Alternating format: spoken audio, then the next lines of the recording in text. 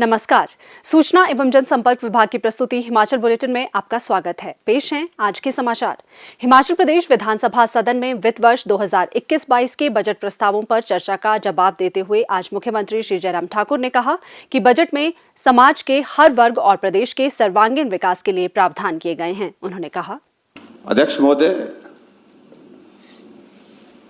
जहां तक हमारे विपक्ष के माननीय सदस्यों ने इस बजट पर अपनी बात कहते कहा कि हम इस बजट का समर्थन नहीं कर सकते हैं, उनकी व्यवस्था होगी।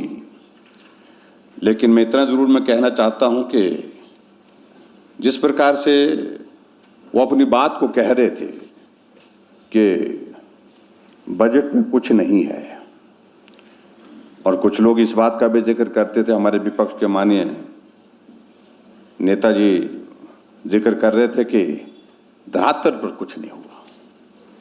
अध्यक्ष महोदय, हकीकत है यही है कि हमने धरातल पर ही काम किया, धरातल छोड़ा ही नहीं और ना छोड़ेंगे।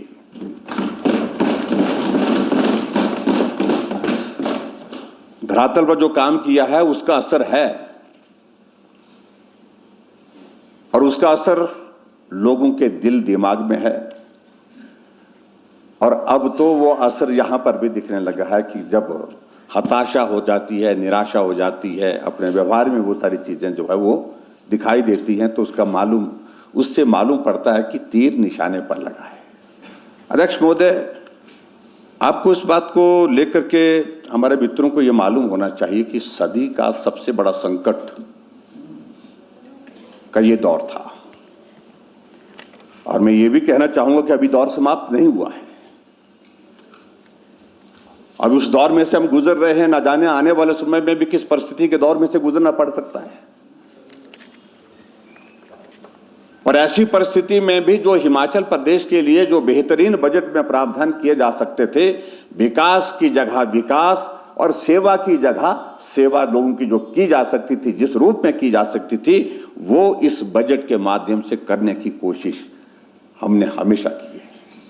अध्यक्ष महोदय, एक योजना हमने इस बार जो हमने शुरू की है, जिस योजना के अंतर्गत हमने शगुन के अंतर्गत शेड्यूल कास्ट, ओबीसी और शेड्यूल ट्राइब की बेटियों के लिए जिनकी शादी के दौरान जो है उसमें 31,000 रुपये देने की जो बात कही है, उसमें मैं ये एडिशन जरूर करना चाहूँगा। अपने इस चर्चा के समापन पर मैं जो जनरल कैटेगरी की जो बेटियाँ हैं, जो हमारी जो बीपीएल फैमिली में है, उस कैटेगरी को भी उसमें शामिल किया जाएगा। हालांकि उसका बहुत फाइनेंशियल इम्प्लीकेशन भी रहेंगी, लेकिन उसके बावजूद भी बेटी है, एक बात ये भी बड़ी स्पष्ट है।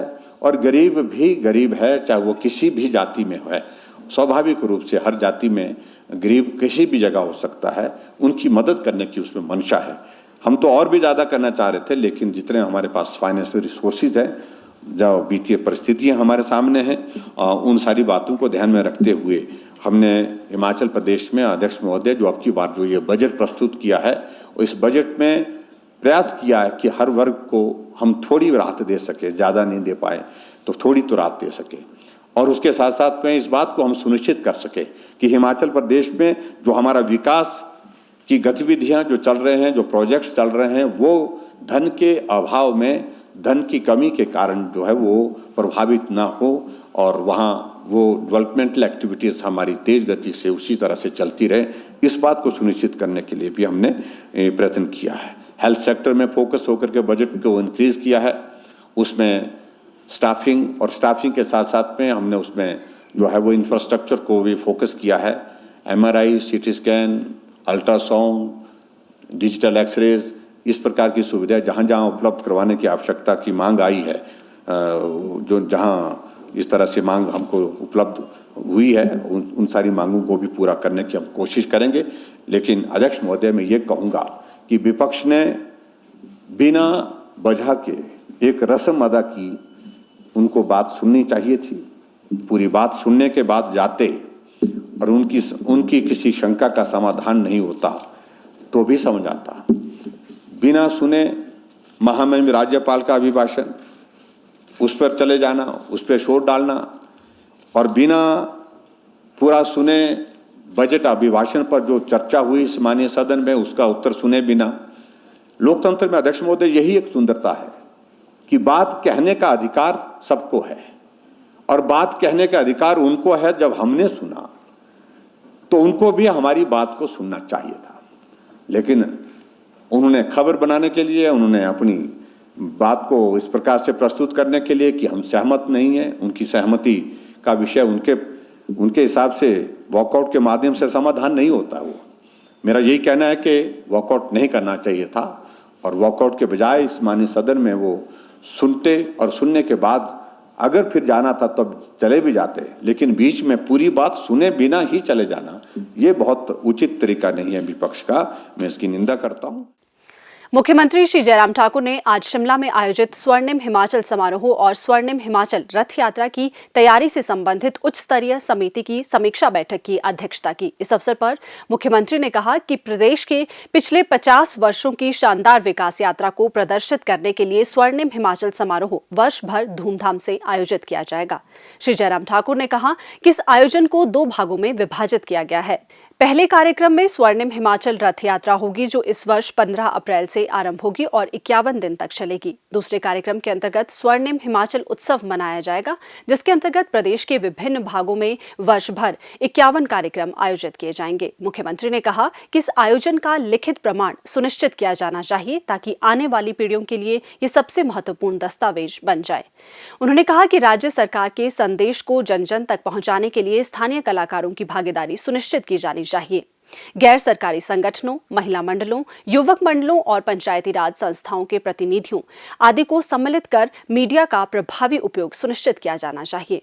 उन्होंने कहा कि रथ यात्रा के माध्यम से ये संदेश स्पष्ट होना चाहिए कि राज्य के विकास और प्रगति में प्रत्येक प्रदेशवासी ने अपना योगदान दिया है। उन्होंने कहा कि इस कार्यक्रम को रस्मी तौर पर न मनाकर राज्य के प्रत्येक व्यक्ति के साथ संपर्क की भावना से मनाया जाना चाहिए और विभिन्न क्षेत्रों में विशेष उपलब्धियां हासिल करने वाले राज्य के लोगों को सम्मानित करने के लिए एक विशेष कार्यक्रम आयोजित किया जाना चाहिए। मुख्यमंत्री ने कहा कि राज्य स्तर पर हासिल की गई उपलब्धियों और जिला स्तर के आंकड़ों को दर्शाती अलग अलग पुस्तिकाएं तैयार की जानी चाहिए और महत्वपूर्ण स्थानों पर पिछले 50 वर्षों की उपलब्धियों को प्रदर्शित करते होर्डिंग स्थापित किए जाने चाहिए। मुख्यमंत्री ने कहा, हम और आप लोगों की एक एज है, हमने कुछ चीज़ें अपनी ज़िंदगी में देखी हैं। इस 50 साल का, जिनकी 50 साल की उम्र पूरी हुई है, जिसकी 25 साल, 30 साल, 40 साल की हुई है, उनने भी देखी।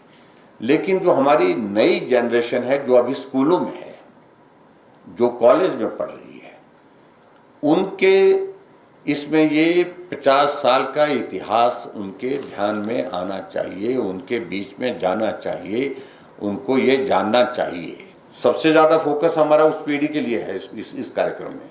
ये नई जनरेशन में ये विषय जाना चाहिए। आज का जो हिमाचल वो देख रहे हैं, ये हिमाचल यहाँ तक पहुँचा है तो इसके पीछे बहुत बड़ा इतिहास है, वो जानना चाहिए उनको। रथ यात्रा, ये जो स्वर्णिम रथ यात्रा है, ये एक मैसेज जो है आम आदमी के साथ कांटेक्ट करने का, उनके बीच में संदेश पहुंचाने का एक माध्यम होगा, एक जरिया होगा। और इसके माध्यम से हमारा हर संदेश ऐसा जाना चाहिए, वो संदेश ये जाना चाहिए कि ये हिमाचल 50 वर्ष की इस यात्रा में आप सबके परिश्रम की वजह से इस मुकाम पर पहुंचा है। आपका उसमें कंट्रीब्यूशन है, आपका उसमें सहयोग है, आपका उसमें योगदान है।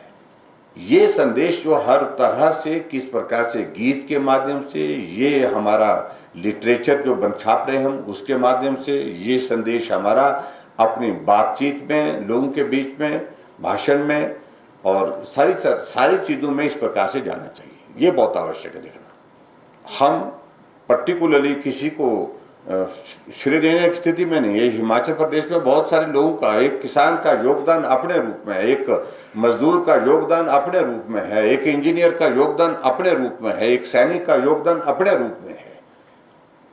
तो उस तरह से मुझे लगता है कि ये सारा हमको प्लान करना चाहिए।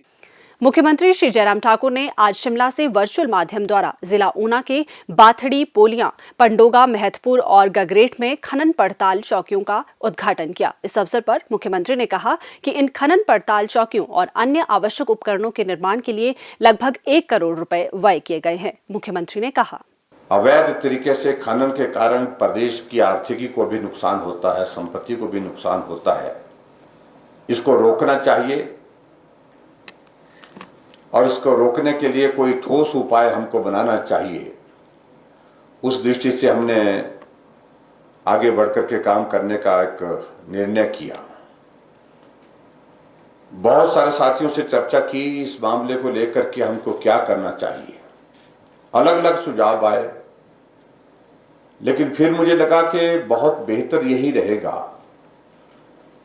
टेक्नोलॉजी का भी आजकल हमको इसमें उपयोग करना चाहिए और टेक्नोलॉजी के उपयोग के साथ साथ में ये बॉर्डर का इलाका जहां से बड़े स्तर पर खनन करके हिमाचल की हमारी रेत बजरा जो भी है उसको दूसरे प्रदेश जो हमारा पड़ोसी प्रदेश है वहां पर सस्ते दाम पर लेकर के उसको वहां पर बेचा जाता है और कुछ लोग उससे बहुत बड़ा मुनाफा कमाते हैं। वो रास्ते कैसे बंद हों, और फिर हमने इसको बजट में अपनी कमिटमेंट के रूप में लाया कि हम जो बाहर जाने वाले रास्ते हैं उन रास्तों को बंद करने का कोई मैकेनिज्म डेवलप करेंगे और वहां पर माइनिंग की चेक पोस्ट जो है वो लेटेस्ट हम टेक्नोलॉजी के साथ जोड़ करके उनको लगाएंगे।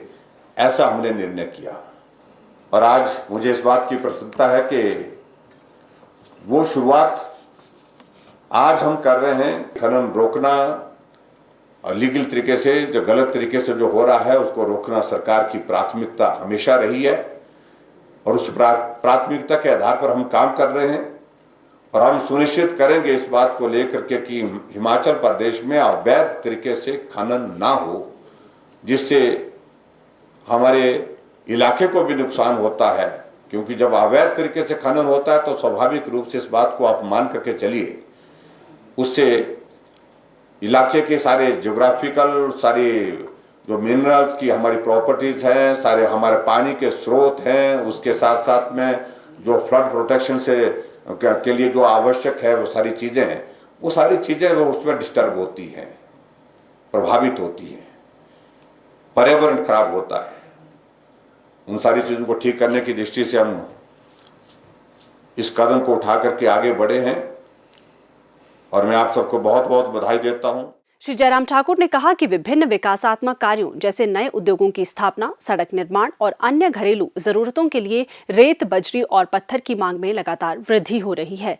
इसलिए ये आवश्यक है कि नए संसाधनों का वैज्ञानिक और समुचित तरीके से दोहन किया जाए और अवैध खनन पर अंकुश लगाया जाए। मुख्यमंत्री ने कहा कि बाथड़ी, पोलियां, पंडोगा, महतपुर और गगरेट में स्थापित 5 खनन पड़ताल चौकियां इस क्षेत्र में अवैध खनन को रोकने में सहायक सिद्ध होंगे।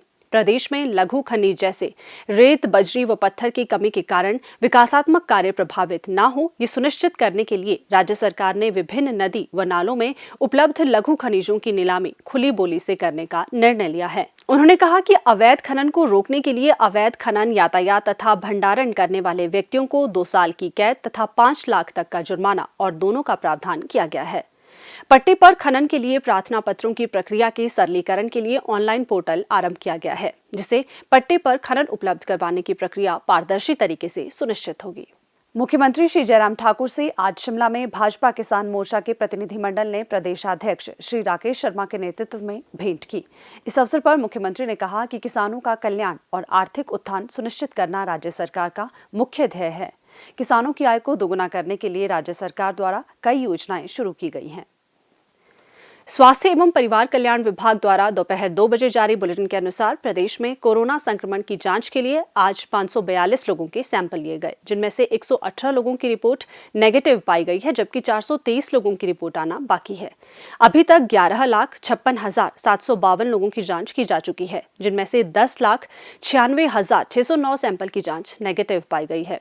प्रदेश में कुल 59,678 लोगों में कोरोना वायरस के संक्रमण की पुष्टि हुई है, जिनमें से 57,979 लोग इस बीमारी से ठीक हो चुके हैं और 689 व्यक्ति उपचाराधीन हैं। हिमाचल बुलेटिन देखने के लिए सब्सक्राइब करें YouTube channel DPR Himachal, follow करें ट्विटर @DPRHP, लाइक करें Facebook page information and public relations department Himachal Pradesh, visit करें वेबसाइट www.himachalpr.gov.in। इस अंक में इतना ही। कल फिर होगी मुलाकात, दीजिए इजाजत। नमस्कार।